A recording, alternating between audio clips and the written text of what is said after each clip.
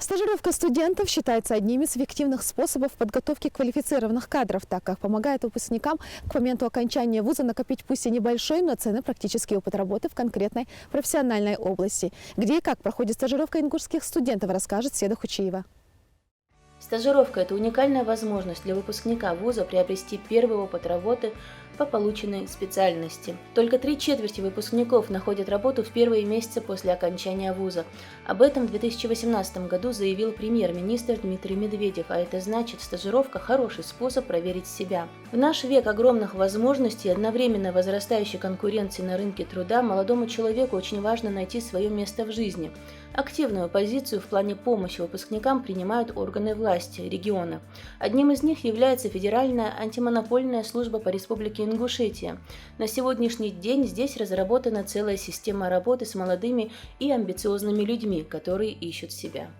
Управление заключило с Ингушским государственным университетом, согласно которому университет может рекомендовать своих успешных выпускников для прохождения стажировки у нас. Также мы можем принять лиц, имеющих высшее, среднее, среднеспециальное образование. Для рассмотрения прохождения стажировки гражданин должен представить следующие документы: согласие на обработку персональных данных, анкету стажера, копию документа об образовании, копию документа об удостоверении личности. В рамках отбора на стажировку осуществляется оценка профессиональных и личностных качеств кандидатов с использованием следующих методов оценки. Это оценка представленных документов и индивидуальное собеседование с представителями Ингушского ФАС. Прохождение стажировки осуществляется на основании договора о прохождении стажировки.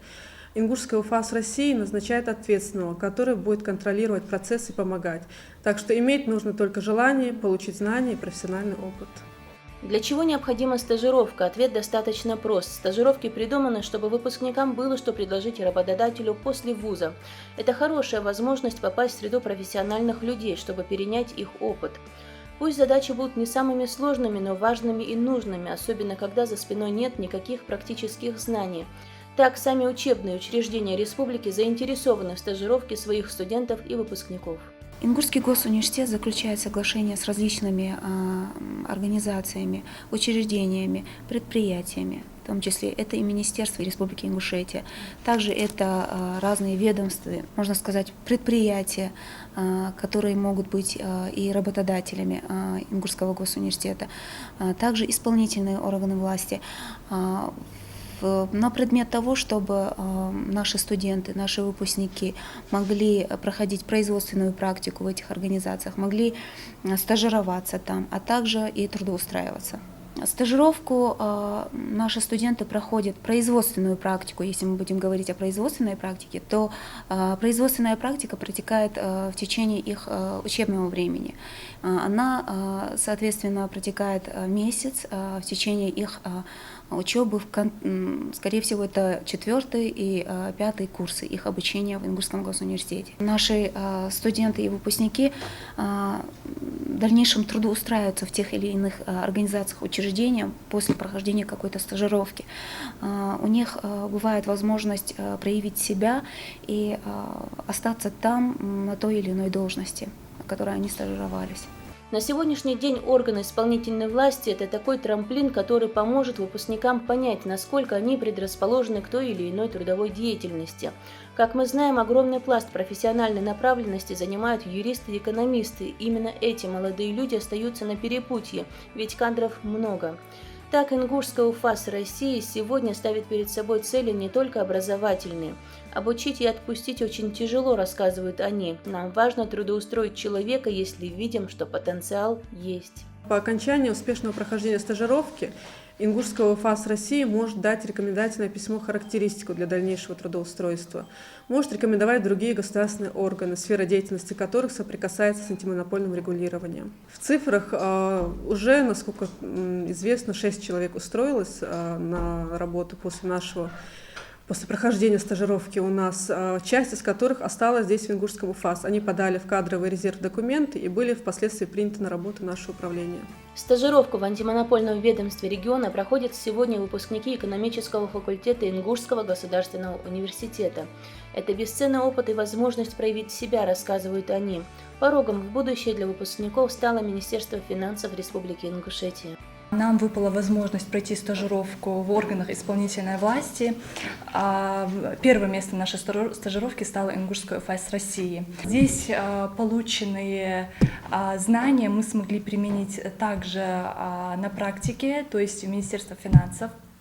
Тоже мы прошли стажировку около месяца. Надеемся, что полученный опыт поможет нам в дальнейшем трудоустроиться. Опытные специалисты работали с нами очень тщательно, и уверена, из нас получатся выдающиеся специалисты.